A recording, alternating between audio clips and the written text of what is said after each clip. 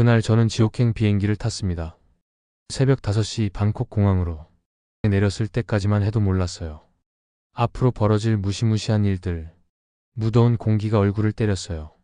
12시간 비행으로 몸은 찌뿌둥했지만 마음 한편으로는 설렘이 있었죠. 한 달만 버티면 2천만 원.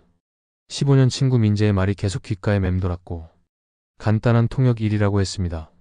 서류 전달만 하면 된다고. 회사에서 권고사직 당한 지 3개월.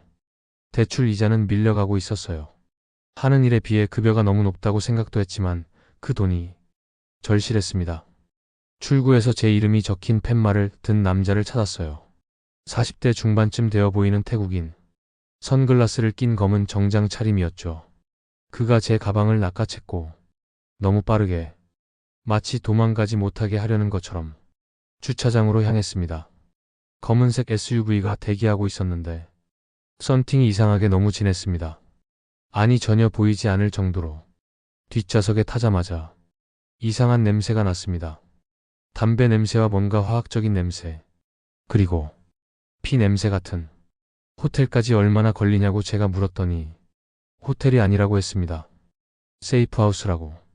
차는 방콕 시내를 벗어났어요. 점점 외곽으로 향했죠. 창밖 풍경이 한적해졌고 민재가 제게 호텔이라고 했다고 말했더니 계획이 바뀌었다고 했습니다. 더 안전하다고. 거짓말이었어요. 목소리부터 이상했거든요. 1시간을 더 달려. 차는 녹슨 철문 앞에서 멈췄습니다. 주변에는 낡은 창고들 뿐이었죠. 사람의 기척은 전혀 없었고 철문이 열렸습니다. 차가 안으로 들어가는 순간 알았습니다. 제가 실수했다는 걸. 건물은 2층짜리 낡은 콘크리트 구조물. 창문마다 쇠창살이 박혀 있었습니다. 제 손이 떨리고 있었고 건물 안에 4명의 남자들이 기다리고 있었습니다. 모두 눈빛이 날카로웠고 사냥꾼의 눈빛. 50대쯤 되어 보이는 리더가 저를 맞았습니다. 웃고 있었지만 눈은 웃지 않았습니다. 민재 얘기를 했어요. 저를 아주 도움이 되는 사람이라고 소개했다고. 민재, 도대체 뭐라고 말한 거야? 2층으로 올라가니 폭도 양쪽으로 철문들이 늘어서 있었고 모두 밖에서 잠글 수 있게 되어 있었죠. 안에는 침대 하나와 작은 테이블, 창문은 없었어요. 민재가 그런 얘기 안 했다고 말하려는 순간 문이 쾅 닫혔습니다. 밖에서 자물쇠 채우는 소리가 들렸을 때 심장이 멎는 줄 알았습니다. 첫날 밤은 지옥이었습니다. 방 안에는 변기와 세면대만 있었어요. 형광등 하나가 천장에서 윙윙거렸죠. 끌 수도 없었고 밖에서 조절하는 것 같았습니다. 벽에 작은 구멍 하나. CCTV였어요. 24시간 감시당하고 있다는 걸 알았을 때 절망하며 잠을 잘 수 없었습니다. 눈만 감으면 그들의 얼굴이 떠올랐거든요. 이곳에서 죽는 건 아닐까? 다음날 아침 리더가 들어왔어요. 부하 2명과 함께. 손에는 제 여권과 휴대폰이 들려 있었어요. 테이블 위에 서류들을 펼쳤고 은행 계좌 개설 서류, 법인 설립 서류, 그리고 제 신분증 사본들. 여기에 사인하라고 했어요. 이게 뭐냐고 물으며 민재는 통역만 한다고 했다고. 리더의 표정이 차갑게 변했어요.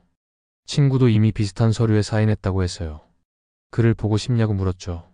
민재도 여기 있다고? 거부했어요. 그 순간 폭력이 시작됐습니다.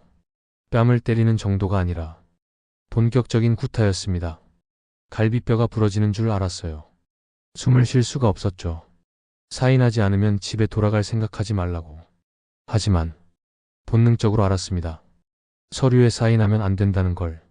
뭔가 큰 범죄에 연루될 게 분명했거든요. 그날 밤 저는 피를 토하며 바닥에 쓰러져 있었습니다. 의식이 흐릿해졌어요. 이대로 죽는 건가 싶었죠. 3일째 되는 날 옆방에서 소리가 들렸습니다. 누군가 벽을 두드리고 있었고 저도 벽을 두드려 답했어요. 모스 부호 같은 패턴. 다행히 대학 때 배운 걸 기억하고 있었고 이름을 물었더니 데이빗이라고 답했죠. 얼마나 오래 갇혀 있었냐고 물어보니 2개월이라고 했습니다. 며칠에 걸쳐 벽을 통해 대화를 나눴습니다. 데이빗은 필리핀계 미국인. 저처럼 속아서 온 피해자. 그가 알려준 정보는 충격적이었습니다.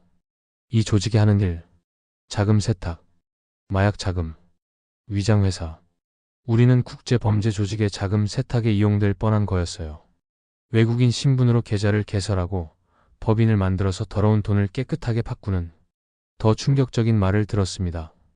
여기 피해자가 많고 일부는 돌아가지 못한다고 탈출해야 한다고 했어요.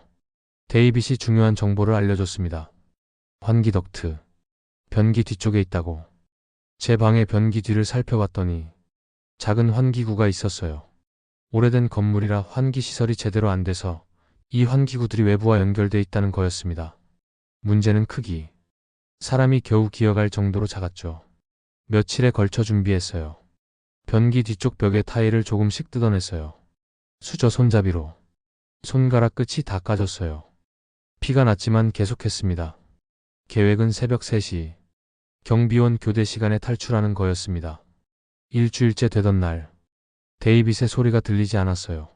아무리 벽을 두드려도 답이 없었고 다음 날 복도에서 소리가 들렸어요.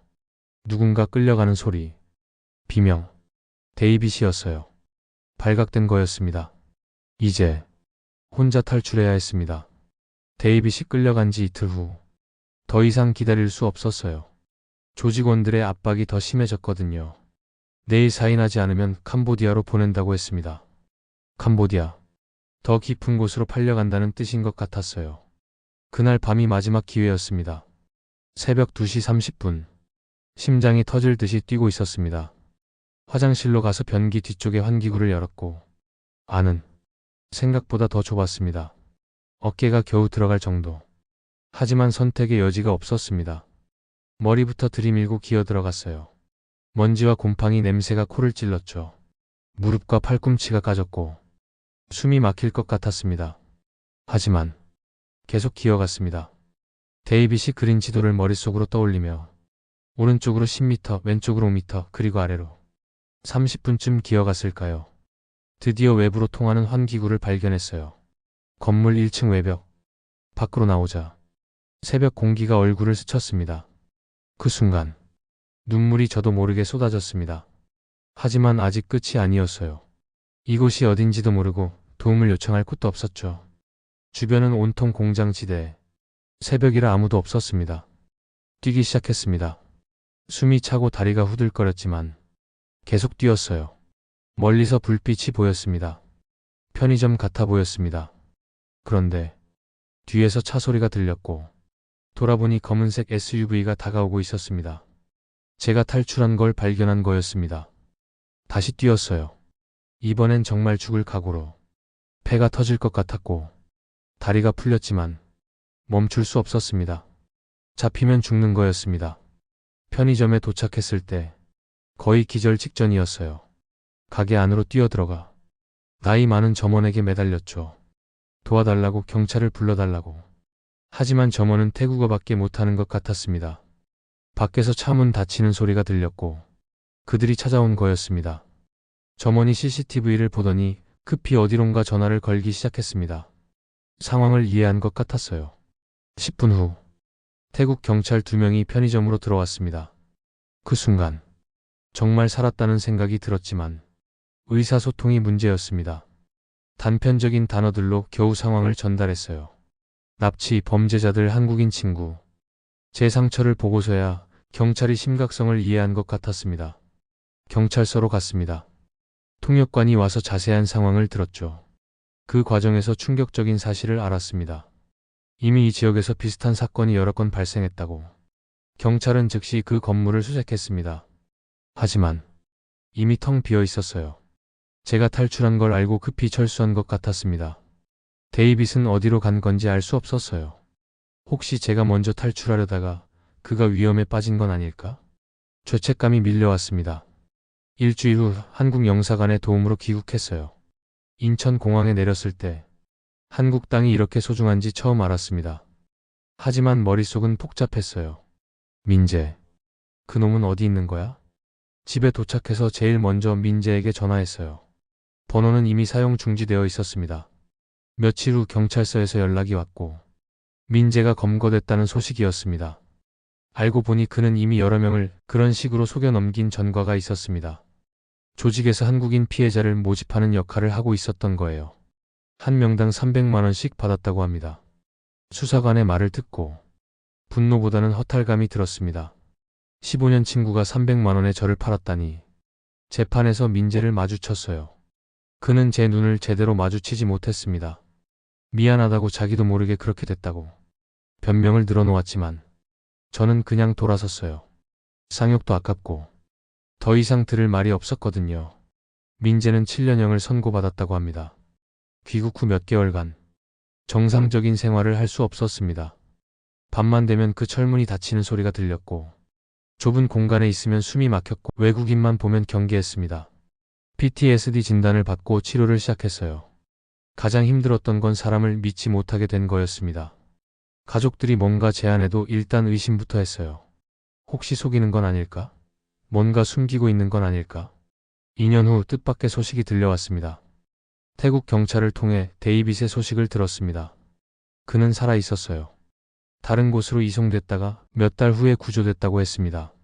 현재는 미국으로 돌아가서 회복 중이라고. 그 소식을 들었을 때 정말 기뻤습니다. 데이빗에게서 편지가 왔습니다. 포기하지 않아서 고맙다고. 제 탈출이 그들에게도 희망이 됐다고. 저는 그를 버리고 온 줄 알았는데 오히려 그에게 용기를 준 거였습니다. 3년이 지난 지금 어느 정도 정상적인 생활을 하고 있습니다. 새 직장에서 일하고 있고 사람들과의 관계도 조금씩 회복되고 있었습니다. 하지만 여전히 조심스러운 건 사실이에요. 누군가 좋은 제안을 가져와도 일단 의심부터 하게 되죠. 특히 해외 관련된 일은 아직도 무서워요. 요즘은 피해자 상담 봉사활동을 하고 있고 저와 비슷한 경험을 한 사람들을 돕는 일이에요. 제 경험이 누군가에게는 도움이 될 수 있다고 생각했습니다. 그 일을 겪고 나서 많은 걸 깨달았습니다. 세상에는 정말 나쁜 사람들이 있다는 것. 아무리 가까운 사이라도 완전히 믿어서는 안 된다는 것. 그럼에도 불구하고 모든 사람을 의심하며 살 수는 없다는 것. 가장 중요한 건 균형이었어요. 너무 믿지도 너무 의심하지도 않는. 예전 같으면 지루하다고 생각했을 삶. 하지만 지금은 이런 평범함이 얼마나 소중한지 알아요. 자유롭게 돌아다닐 수 있다는 것. 원하는 걸 선택할 수 있다는 것. 밤에 편안하게 잠들 수 있다는 것. 이 모든 게 당연한 게 아니었어요. 후회보다는 앞으로 어떻게 살 것인가가 더 중요하죠. 저는 살아남았습니다. 그리고 이 이야기를 전할 수 있게 됐어요. 누군가에게 이 이야기가 경고가 되길 바랍니다. 제 실수가 당신의 교훈이 되길 바랍니다. 절대 쉬운 돈에 현혹되지 마세요. 그 대가는 상상할 수 없을 만큼 클 수 있습니다.